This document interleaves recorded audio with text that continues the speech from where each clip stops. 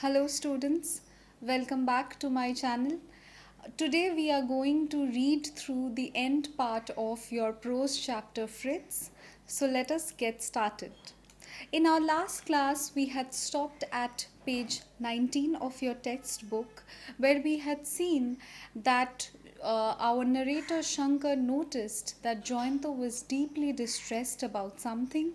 They were in Bundi and they were roaming around the palace, the Bundi palace. And once Shankar noticed Jayanto's state of mind, he decided that it would be better if they return back to the circuit house. So let us continue from there. A road through the hills took us back to town. Joyanto and I were both sitting in the back of the car. I offered him a cigarette, but he refused. I noticed a veiled excitement. Veiled means a hidden excitement in his nature, in the movements of his hands. So there was a bit of restlessness, and unusual restlessness was noticed in Joyanto's hand movements. One moment he placed them near the window, then on his lap, and immediately afterwards began biting his nails. Joyanto was quiet by nature. This odd restlessness in him worried me.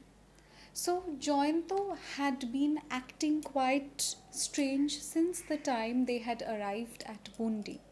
Now, while returning to town, Joyanto and Shankar, they were both seated at the back of the car. Shankar noticed a strange restlessness in him, and now Shankar, our narrator and Joyanto's close friend, started to get worried about his health, about Joyanto's well being. After about 10 minutes, I could not take it anymore. It might help if you told me about your problem, I said. Joyanto shook his hand. It's no use telling you, for you are not going to believe me. Okay, even if I don't believe you, I can at least discuss the matter with you, can't I? Fritz came into our room last night. Those little marks on my quilt were his footprints. So, Shankar, after a point, he couldn't take it anymore. He could understand that Joyanto was distressed about something, and he could also understand that Joyanto was not sharing his distress with Shankar. He was not sharing what was troubling him. And finally, after much coaxing, Shankar asks Joyanto that at least, even if I do not understand, at least Joyanto can still share his query with Shankar. At least he can explain, or they can discuss the matter, and this discussion may ease Joyanto's mind. And finally, Joyanto admits that he believes that last night the marks that were there on their quilt, it was made by Fritz, and Fritz had come into their room. Fritz, Joyanto's childhood doll, had come in and had visited them. There was very little I could do at this except catch hold of him by the shoulders and shake him. How could I talk sensibly to someone whose mind was obsessed with such an absurd idea? So Shankar struggled for words after this particular revelation. So, Shankar was now trying to think of something that he could tell Joyanto to ease his mind, because to him this entire thing appeared absurd.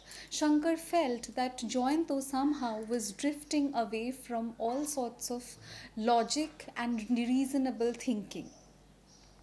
You didn't see anything, did you? I said finally. No, but I could distinctly feel that whatever was walking on my chest had 2 feet, not 4. So Joyanto says that though he had not seen anything clearly, yet he is quite certain, he definitely remembers that whatever walked on his chest had 4 feet, not two. As we got out of the car at the circuit house, I decided that Joyanto must be given a nerve tonic or some such thing. A tranquilizer might not be good enough. I could not allow a 37-year-old man to be so upset by a simple memory from his childhood. So, this behavior completely seemed out of line. Shankar thought that Joyanto was acting quite in an unnatural fashion, because it was not expected from a 37-year-old man to be so upset by one of his childhood memories. I said to Joyanto upon reaching our room, "It's nearly 12 o'clock. Should we not be thinking of having a bath?" "You go first," said Joyanto, and flung himself on the bed. An idea came to my mind in the bath. Perhaps this was the only way to bring Joyanto back to normalcy. So when they returned the circuit house, it was quite late and it was time for them to go for bath. But Joyanto was quite reluctant. When Shankar was inside the bath, an idea came to his mind, and he thought that this idea was quite important and this idea needs to be executed in order to bring Joyanto back from the obsession that he's suffering from. So, this was quite essential according to Shankar. If a doll had been buried somewhere 30 years ago, and if one knew the exact spot, it might be possible to dig up the ground there. No doubt most of it would have been destroyed, but it was likely that we would find just a few things, especially if they were made of metal, such as the buckle of a belt or brass buttons on a jacket. If Joyanto could actually be shown that that was all that was left of his precious doll, he might be able to rid himself of his weird notions. Otherwise, he would have strange dreams every night and talk of Fritz walking on his chest. If this kind of thing was allowed to continue, he might go totally mad. So Shankar realized that it was essential for him to show Joyanto the remnants of the doll. The doll was buried somewhere 30 years ago, and Shankar remembers that at one point in the story, Joyanto had claimed that he remembers exactly where the doll was buried. It was buried somewhere near the deodar tree, and Shankar now thought that it was best to dig up that portion of the ground and show the remnants of the doll to Joyanto. He believed that was the only way by which Joyanto can be returned to normalcy. He can again be able to think and talk logically. Otherwise, Shankar feared that these obsession, these delusions, these illusions and nightmares that that Joyanto was experiencing could drive him totally mad. Joyanto seemed to like my idea at first. But after a little while, he said, "Who will do the digging? Where will you find a spade?" I laughed. Since there is a garden, there is bound to be a gardener. And that would mean there's a spade. If we offered him a little tip, I have no doubt that he would have no objection to digging up a bit of the ground near the trunk of a tree at the far end of the lawn. So initially Joyanto seemed to like the idea, but then Joyanto started hesitating. He had his own doubts and he started asking certain questions. And Shankar tried to ease his mind again and tried to tell him that since there is a garden, there must be a gardener who would have a spade and who could easily help them locate the doll once again. Joyanto did not accept the idea immediately, nor did I say anything further. So, though the idea was given to Joyanto, yet Shankar did not want to impose his ideas on Joyanto. Shankar gave him some time to think over it. He went and had his bath after a little bit of persuasion. So, Joyanto was coaxed into having some food. So, at lunch, he ate nothing except a couple of chapatis with meat curry. Although I knew he was quite fond of his food. So Shankar noticed that Joyanto ate very little. After lunch, we went and sat in the cane chairs on the veranda that overlooked the garden. So they were now, after lunch, they were sitting in the cane chairs on the veranda, and they were looking at the garden in front of them. There appeared to be no one else in the circuit house. There was something eerie about the silence that afternoon. All we could hear was the noise made by a few monkeys sitting on the gulmohar tree across the cobbled path. So, there was something uncanny about that afternoon. Everything around them was unusually quiet. They could only hear the noise of the monkeys who were sitting on the gulmohar tree across the cobbled path. So there were nothing around. It seemed that they were alone, they were sitting there alone, and no one was around them. Around 3 p.m., we saw a man come into the garden carrying a watering can. He was an old man, his hair, mustaches, and sideburns all were white. So, this was an old man, his mustache was white, his sideburns, that is, he did not have a full grown hair over his head. He only had strips of hair around his head. Those were around the side of his head, those were the sideburns, and they were all white. So, one could instantly assume that this must be the gardener. Will you ask him or should I? So now we see that Joyanto quite approved of Shankar's plan. So it was his question whether now he asked whether Shankar should ask the gardener to dig up the land, or should he go and ask. At this question from Joyanto, I raised a reassuring hand and went straight to the gardener. After I had spoken to him, he looked at me rather suspiciously. So he was doubtful because it seemed like a strange request from a guest. Clearly, no one had ever made such a request. Why, Babu? He asked. I laid a friendly hand on his shoulder and said, Don't worry about the reason. I'll give you 5 rupees. Please do as you're told. So 5 rupees during those times, it meant a lot of money. So a man was asking a gardener to dig up a small portion of land, and he was willing to pay 5 rupees. So this was quite a big deal for the gardener, and he was quite happy. He relented instantly, he agreed instantly, and he even gave a salute in order to show that he accepted the offer.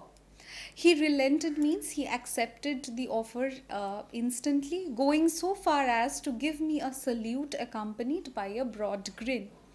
I beckoned to Joyanto, that is, he requested Joyanto, who was still sitting on the veranda. He rose and began walking towards me. So, Joyanto was called by Shankar, and once he was signaled to come towards him, he came. As he came closer, I saw the pallor on his face. And when Joyanto came closer, Shankar noticed that the pallor on his face is the paleness that appeared on his face, as if he was completely off color. I did hope we would find at least some part of the doll. The gardener, in the meantime, had fetched a spade. The three of us made our way to the deodar tree, so they knew exactly where the doll was buried, and they walked towards that portion of the ground. and they hoped that they would find some part of the doll, if not the whole doll, at least some metal buttons or something of the sort. Joyanto pointed at the ground about a yard from the trunk of the tree and said, "Here." So Joyanto remembers exactly where the doll was buried, and he pointed at that particular portion, at that particular part in the ground. "Are you sure?" I asked him. Joyanto nodded silently. "How much did you dig?" "At least 8 inches." So he gave the specific instructions, and that would help the gardener to dig up the portion. The gardener started digging. The man had a sense of humor. As he lifted his spade, he asked if there was hidden treasure under the ground, and if so, whether we would be prepared to share it with him. So while the gardener worked around while he was digging, he had a sense of humor. He cracked certain jokes regarding finding a treasure, and he wanted to know whether Joyanto and Shankar would share some treasure with him as well, as he was accompanying them to dig up something. Uh, I had to laugh at this, but Joyanto's face did not register even the slightest trace of amusement. It was the month of October and not at all warm in Bundi, yet the collar of his shirt was soaked in sweat. He was staring at the ground unblinkingly. The gardener continued to dig. Why was there no sign of the doll? So it was it was in October. It was towards the end of October, and it was quite cold at that point of time. Yet one could see Joyanto's unease. His sweat soaked the collars of his shirt, and he looked at the ground without blinking. He was intently staring at the ground. It seemed as if he anticipated something, and he was quite alarmed and perhaps nervous about what he is going to see. The raucous cry of a peacock made me turn my head for a moment. So the raucous is very sharp, shrill cry of a peacock made me turn my head for a moment, and in that instant Joyanto made a strange sound. I quickly looked at him. His eyes were bulging. He raised his right hand and pointed at the hole in the ground with a finger that was visibly trembling. Then he asked in a voice turned hoarse with fear, What is that?" The spade slipped from the gardener's hand. I too gaped at the ground. Gaped means to look at something wide-mouthed. Open-mouthed in horror, amazement, and disbelief. There lay at our feet, covered in dust, lying flat on its back, a 12-inch long, pure white, perfect little human skeleton. So there was no sign of the doll, but there was the skeleton that was lying on the ground, and all three of them were shocked to see it lying on the ground. Now please note the ending of the story.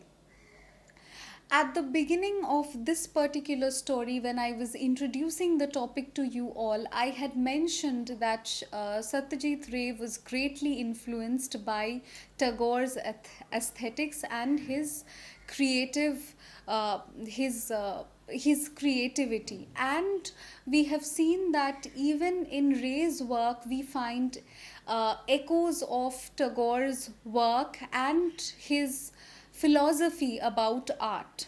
In this particular short story, we see that the story ends with an unexpected turn.